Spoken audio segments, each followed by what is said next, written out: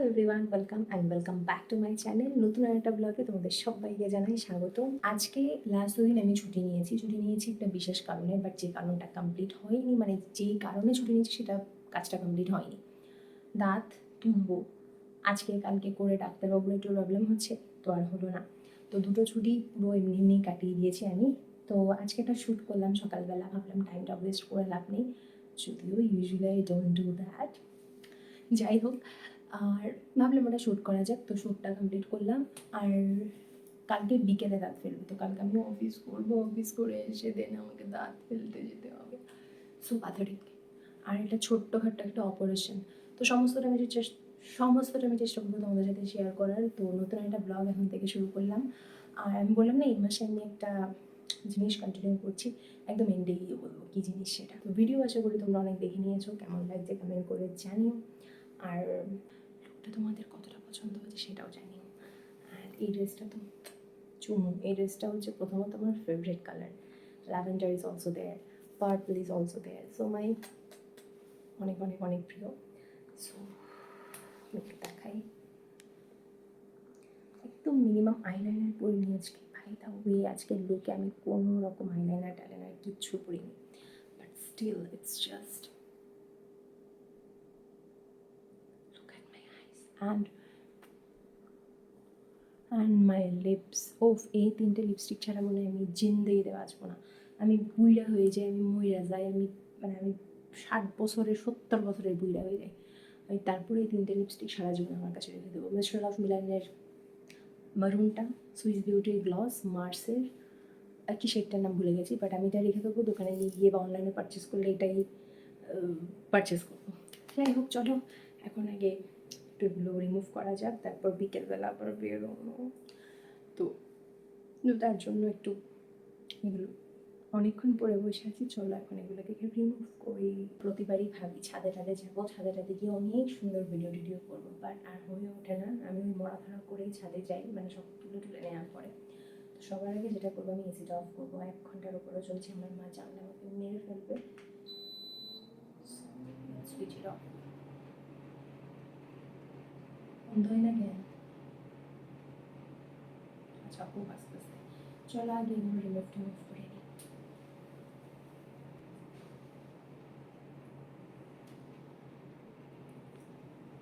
এই ইয়াররিংটা আমি প্রথমবার পরলাম, এই ইয়াররিংটা আমার বাবা আমাকে গিফট করেছে। It's too much pretty. আমি প্রথম দিন ভাবছিলাম কিসের সাথে পরবো, অনেক সুন্দর। আর এই রিংটা তো কবে কেনা, আমার দাদার বিয়ের সময় কেনা। আমার দাদার ছেলের বয়স এখন 5-এর ওপর, ভাবো কত আগে। আচ্ছা, পেছনের ছবিটা কি সুন্দর লাগছে না?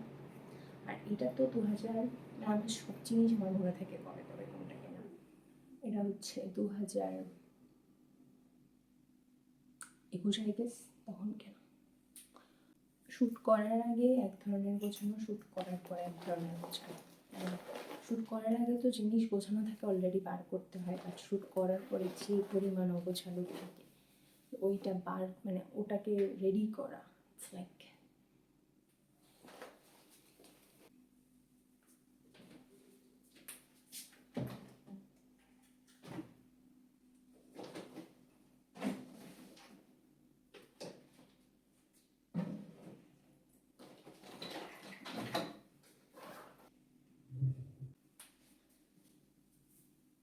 এর মধ্যে যা জিনিস দেখেছো সবটাই আমার কেনা না, হয়তো 10% আমার কেনা, আর ম্যাক্সিমাম কিন্তু গিফট না হলে peer.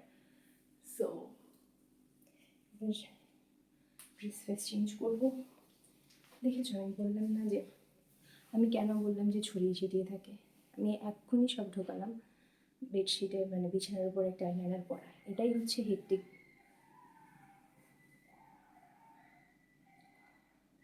This is the hectic situation.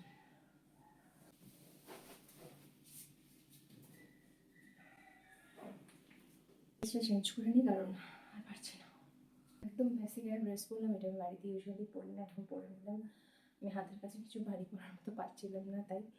So এবার স্নান পান করবো, তার আগে চলো মেকআপটা রিমুভ করি। আর রিমুভ করতে বলি আমি ন্যাচারালি কী দিয়ে মেকআপ রিমুভ করে থাকি, এটাকেও সেট করা বাকি। ও বাই দ্য ওয়ে, অনেকে আমাকে জিজ্ঞাসা করো যে আমার রিং লাইটটা কিসের। এটা নিয়ে অনেক কাহিনী আছে। ইভেন যে স্ট্যান্ডটা আমার মিরর, এই যে মিররে দেখতে পাচ্ছ, ওটা নিয়ে অনেক কাহিনী আছে। আমি একদিন সব তোমাদেরকে বলবো। আরও একটু হাঁপিয়ে নিই, একটু শ্বাস ফেলে নিই। তো আমার রিং লাইট হচ্ছে ডিজিটেকের। আমি অনেকদিন আগেই কিনেছিলাম, এখন তার ফার বেরিয়ে আসছে, যাই হোক। বাট ভালো, অনেক ভালো, মিথ্যা বলবো না, অনেক ভালো। ওই মাঝে কিছু প্রবলেম হয়েছিলো, যেটা আমি তোমাদেরকে নিয়ে একটা ভিডিওতে বলবো কী প্রবলেম। এই নিয়ে একটা ভিডিও আমি বানাবো, অনেকেই কোয়ারি করবো আমাকে। ও তবে এটা বলে দিই, আমি কেন এরকমভাবে স্ট্যান্ড রাখি না, সবাই তো স্ট্যান্ডে রাখে। দেখো আমি তো ন্যাচারালি সেভাবে শ্যুট করি না যে ডেইলি বেসিসে আমার সপ্তাহে একদম বাঁধা ধরা থাকে যে আমি এই দিন শ্যুট করবো, ওই দিন শ্যুট করবো। আমি তো সেভাবে শ্যুট করি না, এভাবে পেঁচানোও ঠিক না, তো আমি পেঁচিয়ে রাখছি কথা বলতে বলতে।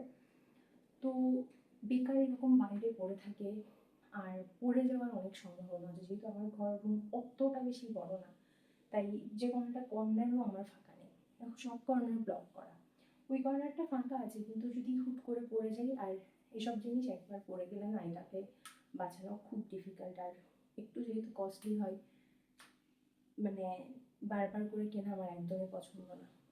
বারবার করে কেনাটাও একটা মানি ওয়েস্ট হবে, যেটা আমি একদমই পছন্দ করি না। তাই আমি এরকম গুটিয়ে রেখে দিই, আবার যখন দরকার হয় তখন বার করি। যেহেতু আমার ওরকম একদম ডেট ফিক্স থাকে না, দ্যাটস দ্য রিজন। এবার হচ্ছে এই স্ট্যান্ড, যেখানে এতক্ষণ বসে বসে সুন্দর সুন্দর ভিডিও হচ্ছিল, সেটা রাখার পালা। ঘেমে একাকার। আর আজকের মেকআপের সব থেকে সুন্দর জিনিস আমার যেটা লেগেছে, সেটা হচ্ছে আমার আই মেকআপটা। ওফ, আমি কত জন্ম পরে আইলাইনার ছাড়া এরকম শুধু আইশ্যাডো দিয়ে মেকআপ করেছি, জাস্ট বলার বাহিরে। ও বাইরে দিয়ে তোমাদেরকে আরেকটা কথা বলি। তোমরা অনেকেই জানতে চাও যে আমি ওই রিয়েল লাইফ রিলেটেড যে কন্টেন্টগুলো হয়, মানে কোনো ক্যারেক্টার প্লে করে, সেগুলো করা বন্ধ করে দিয়েছি কিনা। না বেবস, সেগুলোতে দেখতে আমাকে সবাই ভালোবাসে। আমি কেন বন্ধ করবো? সেগুলো বেশি দেখতে পারবে তোমরা আমার ইনস্টাগ্রামে অ্যান্ড ইউটিউবে মাঝে মাঝে দেবো, সেখানে দেখতে পাবে। আর টপা স্পিকিং বলে এই চ্যানেলটা, সেই চ্যানেলটাতে দেখতে পাবে। আমি এই ডেসক্রিপশন বক্সে, এই ভিডিও ডেসক্রিপশন বক্সে ওই চ্যানেলের লিঙ্কটা দিয়ে দেবো। সো যেহেতু এখন ওয়েদারটা বৃষ্টি থাকে, তো পাখা না ছাড়লেও খুব একটা প্রবলেম হয় না। বাট মেকআপ নিয়ে পাখা ছাড়া, এসি ছাড়া শ্যুট রিয়েলি করা যায় না, তাই একটু এসিটা ছাড়লাম আজকে অনেক দিন পর। তো চলো এখন আমি মেকআপটা ঝটপট রিমুভ করে নিই। আমি মেকআপ রিমুভ করি কম বেশি, তোমরা অনেকেই জানো। তো কোয়েঞ্চের একটা ক্লিনজিং বাম থাকে, সেটা দিয়ে আমি মেকআপ রিমুভ করি। বাট সেটা খুব হেভি মেকআপ বা বাইরে অনেকক্ষণ ছিলাম, সেই ক্ষেত্রে হলে। যেহেতু এটা বাড়িতেই ছিলাম, 1 ঘন্টার মতো জাস্ট মেকআপটা মুখে ছিল, সেই জায়গায় আমি আর ওটা ইউজ করি না। আমি জাস্ট নর্মাল ওয়াইপস নিয়ে পুরো মেকআপটাকে ক্লিন করে নিই।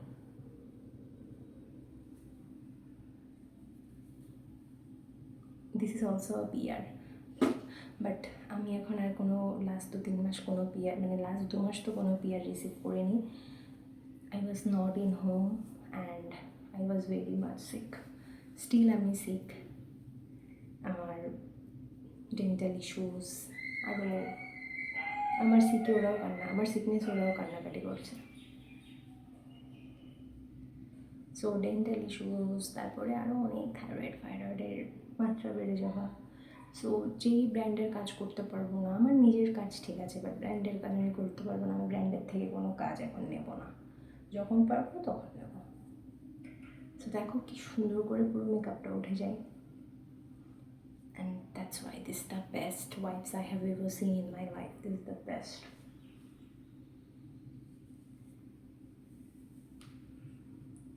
অফ কিছু নেই আর আমার মুখে। আমি ফাউন্ডেশনও যেভাবে দিইনি, ফেস পাউডার তো দিইনি আজকে।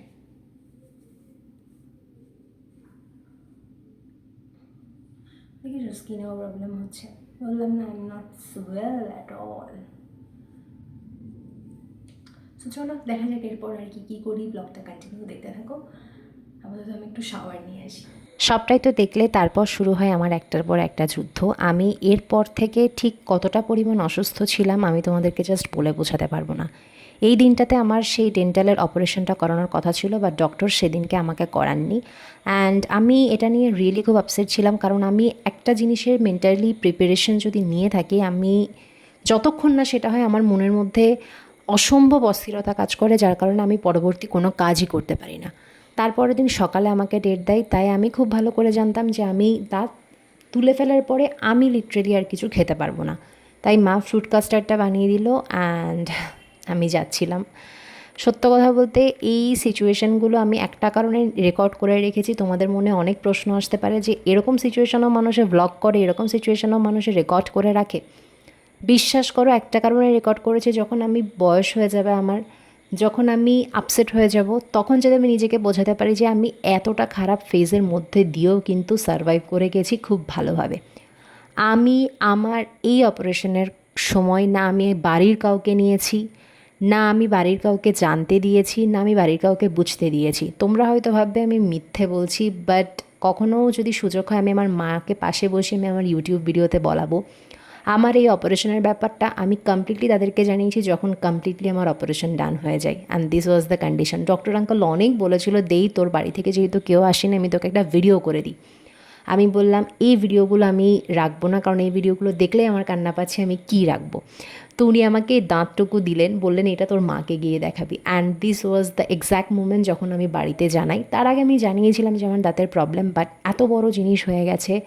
কমপ্লিটলি একটা অপারেশন করেছে, মানে 3টে দাঁতের পুটিং, সাথে একটা দাঁত মানে পেছনে লোয়ার জয়ের একদম এক্সট্রিম লাস্টের দাঁতটা, যেটাকে প্রিমোলার বা মোলার যে কোনো একটা আমরা বলে থাকি, ওগুলো জাস্ট তুলে নেওয়া হয়েছে দুটো। জাস্ট ইম্যাজিন যে আমি লাস্ট কটা দিন কীভাবে ছিলাম।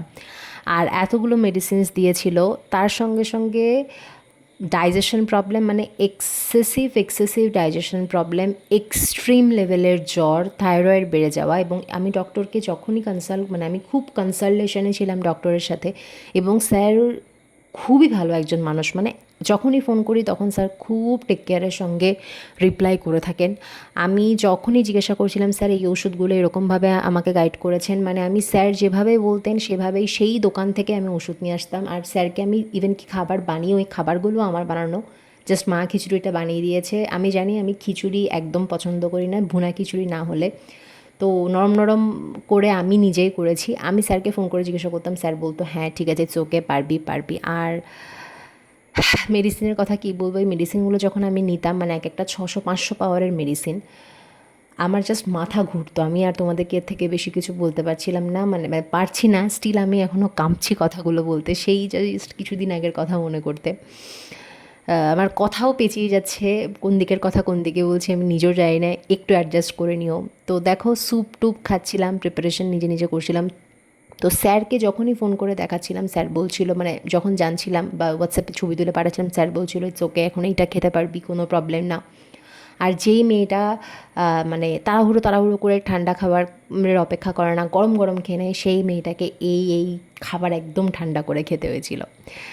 তো আরও অনেক ক্লিপস ছিল, আমি আর সেগুলো অ্যাড করে নিয়ে আমি ভাবছি যে বেশি রাখলে আমার মন খারাপ হয়ে যাবে।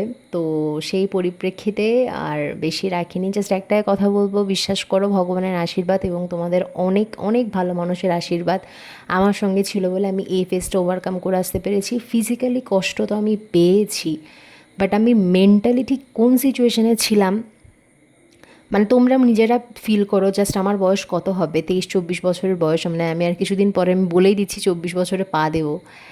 এরই মধ্যে 3টে দাঁত নিজের শরীর থেকে চলে যাওয়া, 4টে দাঁতের পুটিং, মানে আগে একটা হয়েছে, এখন রিসেন্টলি 3টে দাঁতের পুটিং করলাম, এবং 2টো দাঁত তুলে নেওয়া একসাথে। সো কতটা প্যাথেটিক সিচুয়েশনের মধ্যে দিয়ে গেলে এটা হয়। তারপরেও সমস্তটা ওভারকাম করলাম, অ্যান্ড ফিজিক্যালি সাথে ইমোশনালি সাথে ফিনান্সিয়াল একটা কত বড় লসের মধ্যে দিয়ে গেছি। তার আগের মান্থে আমাকে গাড়ি ঠিক করতে হলো। সো সবটাই তোমাদের আশীর্বাদ, ভগবানের আশীর্বাদ। ভগবান আমাকে এত পরীক্ষার মধ্যে দিয়েও যে এত সুন্দর করে সারভাইভ করিয়েছে। আর আমি সে সময়টা অনেক একা ছিলাম, মানে আমার যাকে বেশি দরকার ছিল বা যে মানুষগুলোকে দরকার ছিল সেই মানুষগুলোরও নিজেদের কাজে ব্যস্ত ছিল, আউট অফ স্টেট ছিল বা অনেক কিছু। তো যাই হোক, তারপর মা বাবার সঙ্গে খুব সুন্দর একটা সময় কাটালাম অ্যান্ড আরও অনেক কিছু নতুন নতুন এক্সপিরিয়েন্সেস করলাম, যেটা নিয়ে খুব শীঘ্রই নতুন ব্লগ আসছে। সাবস্ক্রাইব করতে ভুলো না, আর ভালো থেকো সকলে, নিজের যত্ন নিও। দেখা হচ্ছে পরের ভিডিওতে। বাই।